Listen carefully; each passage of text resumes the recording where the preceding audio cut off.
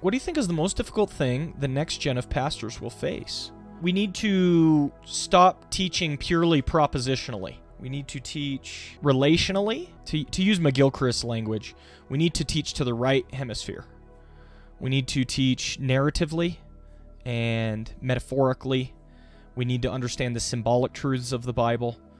And we need to stop preaching purely to the left hemisphere. We need to start talking to the right hemisphere. I can talk about this briefly, actually. I was reading a book. So I was reading this book. This is from Peter Leithart, okay, called Solomon Among the Postmoderns. It's kind of a commentary he did on the book of Ecclesiastes, so it interested me very much. And in the introduction, he talks about our stance towards postmodernism, okay? And I think this is very relevant. What Peter Leithart says is that there are essentially two stances towards postmodernism. The first stance is to be very anti-postmodern. And we as Christians often fall into this camp. Postmodernism is the problem. We need to get rid of postmodernism. It's the big issue that's plaguing our churches, right? Get rid of postmodernism. And that feels like a very right thing to do. Now, there's another stance that says postmodernism is the answer. We need to embrace postmodernism wholesale. We need to get rid of all those fuddy-duddy propositional truths that we clung to so tightly. And we need to focus instead on becoming more like the transformation that's happening in the culture. And as is typical, I think the answer is somewhere in between. But I see a lot of Christians doing one or the other. Let me show you. Anti-postmodern Christians. Okay, he wrote the book against anti-postmodern Christians. By presenting central postmodern themes in ways that postmodernists would recognize, I hoped to isolate the specific places where Christians must challenge postmodern theory. Many of the most vocal anti-postmodern Christians highlight epistemological issues, challenging what they perceive as postmodern relativism. Epistemology is not, however, as central as many APCs suggest. What's his point? His point is that conservative Christians have tended to attack postmodernism wholesale, saying that it leads to moral relativism and that it leads to basically a complete lack of truth. You lose all truth, right? Right here, outlandish things APCs attribute to them. Texts can mean whatever we want them to mean, okay? And that's how conservative Christians often lambast postmoderns and the postmodern movement. They say epistemology is the primary concern. If you embrace postmodernism, then texts can mean whatever you want them to mean, okay? And here is Leithart's point. Epistemology is not what postmodernists primarily care about. What does he say they primarily care about? Eschatology. They care about eschatology. What direction are we going in the world? And so I think that a lot of people in our camp, Bible-believing Christians, are attacking postmodernism like it's the enemy, when in reality, we're usually just speaking past each other. Poetic says, what's postmodernism? Postmodernism is postmodern. It came out of the modernism movement. Modernism is essentially the embracing of science and rationalism, okay? i.e., out of the Enlightenment, science is going to give us answers, or being rational, reason, is going to give us answers. Usually one of those two epistemologies go along with modernism. Postmodernism comes out of that, and here's what postmodernism primarily says. You are biased because you live in your body, therefore your science and your rationalism aren't going to give you all the answers. And postmodernism critiques modernism on that point. And a lot of conservative Christians built their theology using an epistemological rationalism or an epistemological modernism. They just oriented it not around the world, they oriented it around the Bible. I go to the Bible, all of my epistemology is found here, and I rationalistically deduce from the Bible what is true about the world around me. Okay? This is a very typical conservative Christian stance. So when postmodernism comes along and says you're biased and you can't see the world as clearly as you think you can, conservative Christians take that as an attack on their faith, an attack on the religion, okay? But in reality, what postmodernism is doing is help us to see the limitations that we have from a modernist frame. Interpreted rightly, postmodernism is actually helpful to Christians because it helps us to see the limits of a purely rationalistic perspective or point of view. While admitting that some postmoderns might have carelessly let loose remarks that seem to imply the opposite, he suggests they probably misspoke themselves as they tried to say something more interesting. He's saying postmodernists are saying something more interesting than just, there's no such thing as truth, it's all relative. They're not explicitly trying to be relativistic, but sometimes they're perceived that way. And that's where the impasse happens. Okay? Now, there is a ditch on the other side of the road. Those who are pro-postmodernism from a Christian perspective, right? Those who completely embrace postmodernism. They're also falling into a ditch. Why are they falling into a ditch? Well, just listen.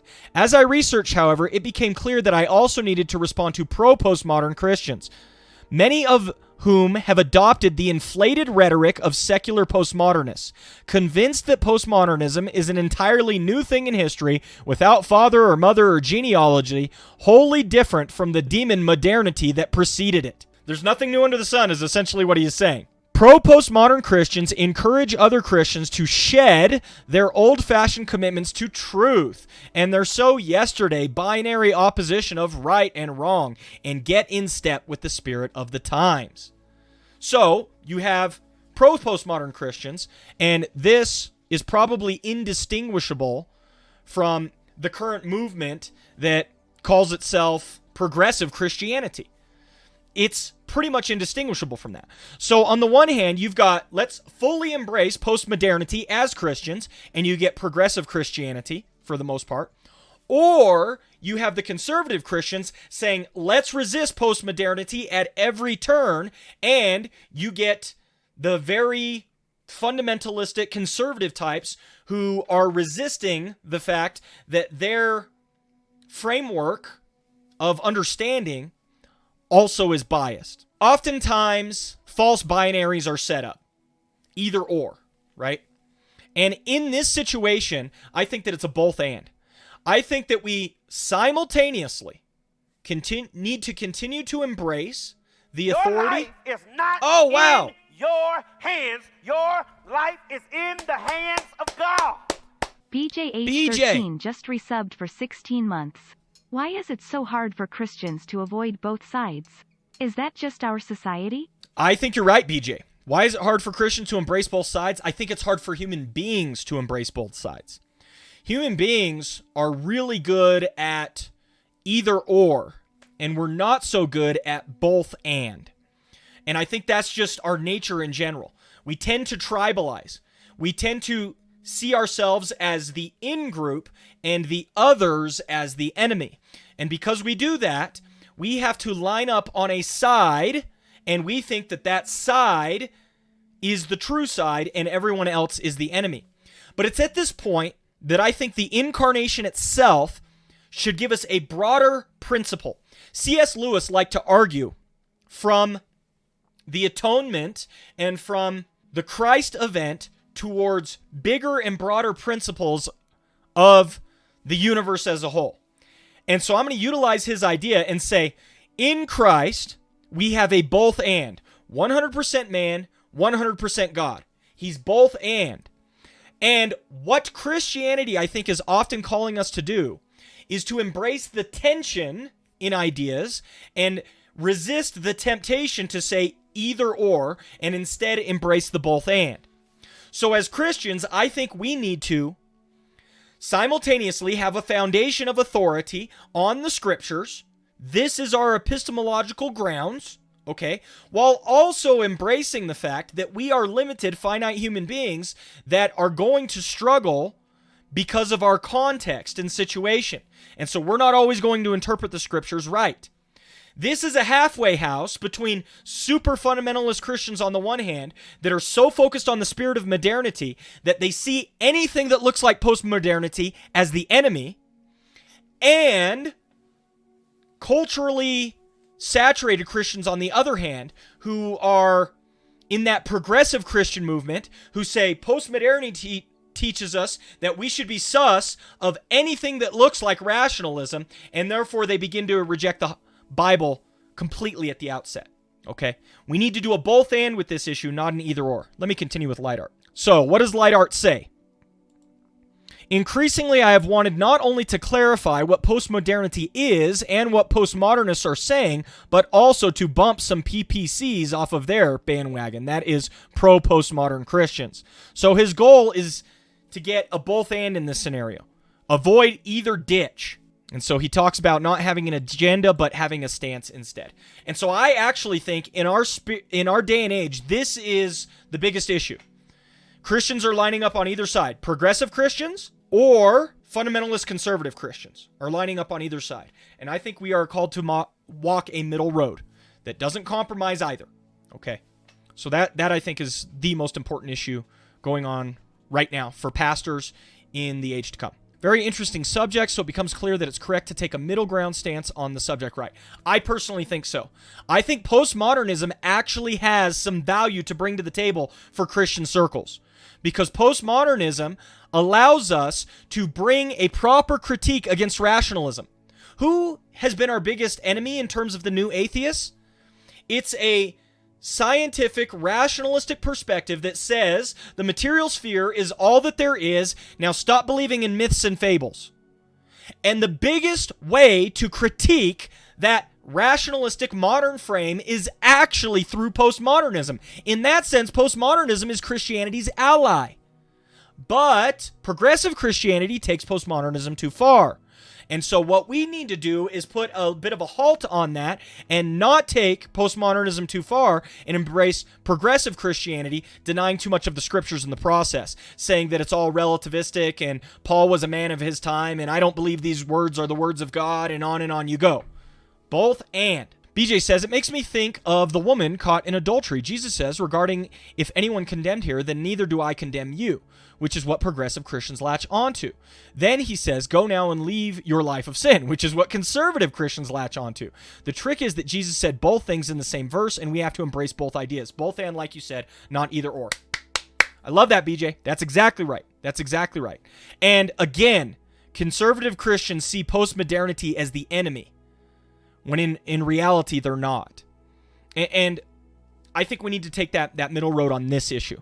And Light Art's got my back, right? I'm not just saying this popping off randomly. This is Peter Light Art. I like him very much. His Theopolis Institute is fantastic. He's got a lot of good material.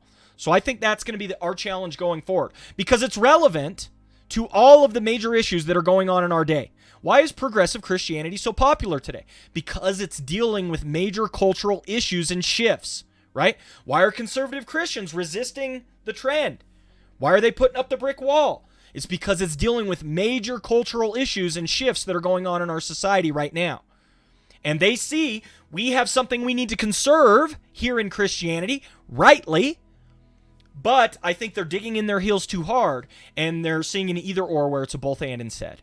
And he says, this is the time in which we live. One is tempted to exaggerate or to minimize the magnitude of these kinds of cultural and political shifts. We minimize these changes because change is the rule at every moment of history, and it's almost always possible to find some precedent for the present in the past. We exaggerate changes because it's our life we're talking about, and we want to be important.